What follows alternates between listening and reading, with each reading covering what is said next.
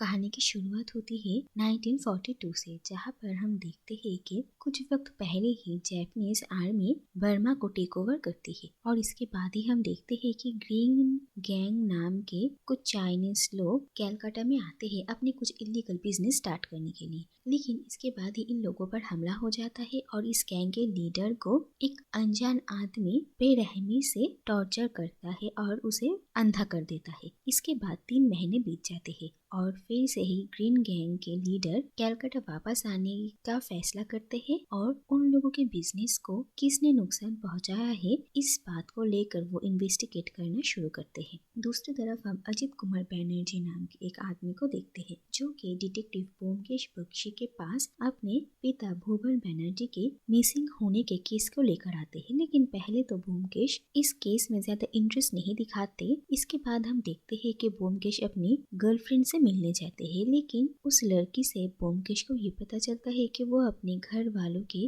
देखे हुए एक लड़के से जल्दी ही शादी करने वाली है और वो अपनी शादी का कार्ड भी ब्योमकेश को देती है और ये देखकर ब्योमकेश को बहुत बुरा लगता है। इसके बाद उदास ब्योमकेश एक होटल में खाना खा रहे थे और तभी उनकी नजर अजित पर पड़ती है और ब्योमकेश खुद जाकर इस पर अजित से बात करते हैं और वो अजित के पिता भुवन बैनर्जी के केस में इंटरेस्ट दिखाना शुरू करते हैं और अजित से ब्योमकेश उनके पिता के बारे में छोटी छोटी हर डिटेल्स और सारी इंफॉर्मेशन कलेक्ट करना शुरू करते हैं। और इसके बाद ही अगले दिन ब्योमकेश उस लॉज में जाते हैं जहाँ पर भुवन बैनर्जी रहते थे और ये हॉस्टल डॉक्टर अनुकूल गुह नाम के एक आदमी चलाते थे और ब्योमकेश जाकर उन सब से ही एक एक बार पूछताछ करते हैं और यहाँ पर ब्योमकेश अपनी भेष बदल कर आए थे और वो इस लॉज में रहने के लिए एक कमरा लेते हैं। और इसके बाद ही ब्योमकेश देखते हैं कि भुवन बैनर्जी का पान का बक्सा अश्विनी बाबू नाम के ब्योमकेश की एक रूममेट के पास थी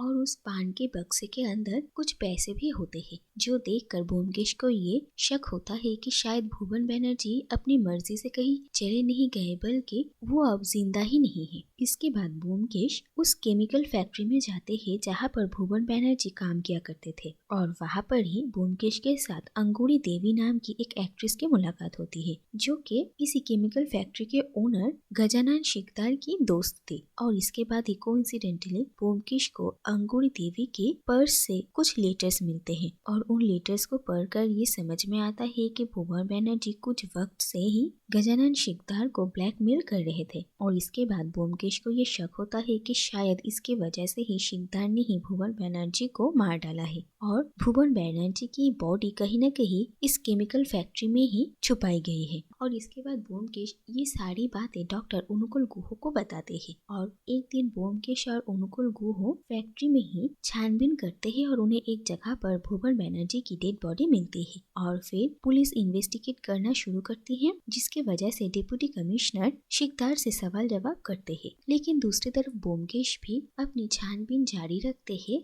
और उस ब्लैकमेल के सारे लेटर्स को पढ़कर ब्योमकेश को ये यकीन होता है कि ये सारे लेटर्स फॉल्स है। भुवन बैनर्जी ने कभी ये लेटर्स शिकदार को लिखे ही नहीं थे और इसका मतलब ये हुआ कि शिकदार के पास भुवन बैनर्जी को मारने का कोई रीजन भी नहीं था। और फिर ब्योमकेश शिकदार को भुवन बैनर्जी के मर्डर के इल्जाम से बचा लेते हैं। इसके बाद एक दिन ब्योमकेश खुद शिकदार से पूछताछ करने के लिए उनके घर आते हैं, लेकिन तभी अंगूरी देवी ब्योमकेश के रास्ते में आ जाती है और उन दोनों में बातचीत चल ही रही थी। इसके बाद जब ब्योमकेश शिकदार से मिलने के लिए जाते हैं तब वो सूप पी रहे थे और तभी अचानक वो छटपटाने लगते हैं और इसके बाद उनकी मौत हो जाती है। और शिकदार की मौत जहर से हुई थी और अब शिकदार की मौत का जिम्मेदार उनके ही पॉलिटिकल पार्टी के एक मेंबर सुकुमार के ऊपर पड़ती है, क्योंकि कुछ वक्त से ही शिकदार और सुकुमार के बीच तनाव चल रहा था और सुकुमार ने शिकदार को डेथ थ्रेट्स भी दिए थे। दूसरी तरफ डॉक्टर गुह ब्योमकेश को ये कहते हैं कि वो कुछ दिनों के लिए कैलकाटा से बाहर जा रहे हैं। इसके बाद एक दिन सुकुमार की बहन सत्यवती ब्योमकेश से मिलने के लिए आती है और वो सुकुमार को बचाने के लिए ब्योमकेश से रिक्वेस्ट करती है और वो कहती है कि उसे पूरा यकीन है कि उसके भाई ने किसी का खून नहीं किया है और पुलिस के डर से सुकुमार कुछ दिनों से छुपा हुआ है। इसके बाद ब्योमकेश जब सुकुमार को ढूंढने की कोशिश करते हैं तभी उन्हें वो टैक्सी ड्राइवर मिलता है जो कि आखिरी बार सुकुमार को एक ऑफिस ड्रॉप किया था और फिर उसी टैक्सी ड्राइवर की मदद से ब्योमकेश उसी ऑफिस जाते हैं और ब्योमकेश को पता चलता है कि ये ऑफिस एक जापानीज डॉक्टर वातानाबे का है। और फिर ब्योमकेश और अजित जो कि इस केस में और अपने पिता भुवन बैनर्जी के कातिल को ढूंढने में ब्योमकेश की मदद कर रहे थे, वो दोनों मिलकर वातानाबे से एक दिन मिलने के लिए आते हैं। और वातानाबे और सुकुमार एक ही पॉलिटिकल पार्टी में काम कर रहे थे और ब्योमकेश और अजित दोनों ही वातानाबे से ये झूठ कहते हैं कि वो दोनों सुकुमार की ही पार्टी के वॉलंटियर्स हैं। लेकिन वातानाबे को उन दोनों पर शक होता है और वो उनके ही पार्टी के एक रियल वॉलंटियर को उन दोनों का पीछा करने के लिए भेजते हैं। लेकिन ब्योमकेश को पहले से ही इसके बारे में पता चल जाता है और इसीलिए वो उस लड़के से अपना पीछा छुड़ाने के लिए भेस बदल लेते हैं। इसके बाद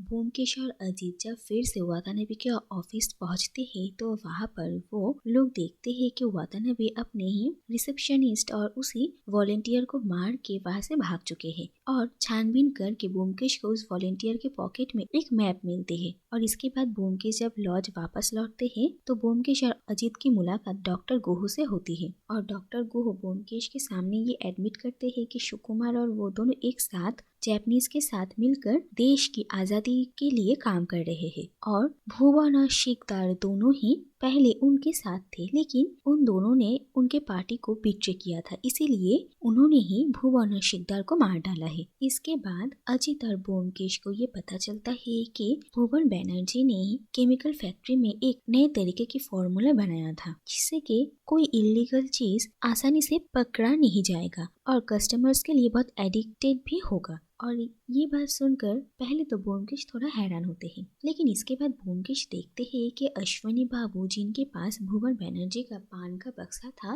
वो भुवन बाबू के पान के मसालों से इतने एडिक्टेड हो चुके थे कि उन्हें हमेशा ही उन मसालों की जरूरत पड़ती थी। और इसके बाद ये देखकर ब्योमकेश को कुछ शक होता है और वो खुद भी थोड़ा पान का मसाला खाता है। और अगले दिन सुबह वो अपने ब्लड टेस्ट और उन पान मसाले का टेस्ट करवाते हैं और ये पता चलता है कि ब्योमकेश के ब्लड में पाउडर था, लेकिन उस पान के मसाले में कुछ भी नहीं था। जो सुनकर ब्योमकेश को ये समझ में आता है दरअसल भुवन बाबू ने जो अनट्रेसेबल फॉर्मूला बनाया था वो यही था और इसी तरीके से ही उस केमिकल फैक्ट्री से इलीगल चीजें इंपोर्ट एक्सपोर्ट होती थी जो कि पुलिस कभी ट्रेस भी नहीं कर पाई थी। और इसके बाद उसी लॉज में रहने वाले कानाई दाव नाम के एक आदमी से ब्योमकेश ऐसे ही इलीगल सप्लायर्स से मिलने जाते हैं, लेकिन ब्योमकेश को ये पता चलता है कि असल में कानाई दाव एक अंडरकवर पुलिस ऑफिसर है और वो लोग ऐसे ही गैंग को पकड़ने की मिशन में है। लेकिन उस गैंग के साथ गोलीबारी शुरू होने की वजह से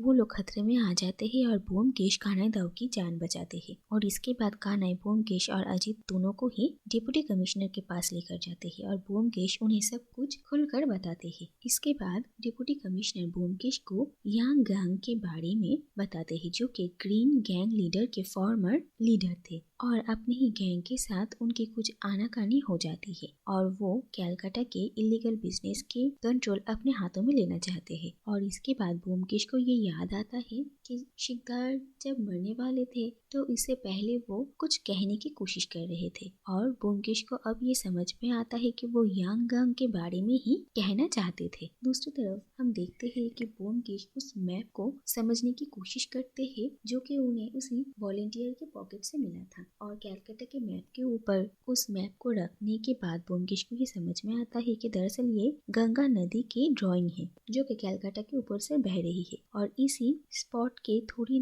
दूर में ही सुकुमार का कैंपेन था। इसके बाद कानाई के हेल्प से ब्योमकेश ग्रीन गैंग के मेंबर से मिलते हैं और उन्हीं से ही ये पता चलता है कि दरअसल यांग गैंग जापानीज के साथ इलीगल बिजनेस का एक डील बना रहे थे और वो कैलकाटा के ही गंगा रिवर के ऊपर से ही स्मगलिंग का रास्ता बनाते हैं और इस डील के बदले में यांग गैंग को कैलकाटा के इलीगल बिजनेस का कंट्रोल सौंपा जाएगा। इसके बाद ही ब्योमकेश को ये भी पता चलता है कि दरअसल अंगूरी देवी यांग गैंग की लवर थी और उसी के ही कहने पर उन्होंने शिकदार को मार डाला और वो ब्योमकेश के ऊपर भी नजर रख रही थी। लेकिन अंगूरी देवी को यांग गैंग की असली मंसूबों के बारे में कुछ भी पता नहीं था। और इसके बाद ब्योमकेश एक दिन डॉक्टर गुहो, सत्यवती, सुकुमार, डॉक्टर वातानाबे सबको ही लॉज में मिलने के लिए बुलाते हैं। और सब जब एक जगह पर इकट्ठा होते हैं तो तब ही ब्योमकेश ये रिवील करते हैं कि दरअसल डॉक्टर गुहो ही यांगांग है।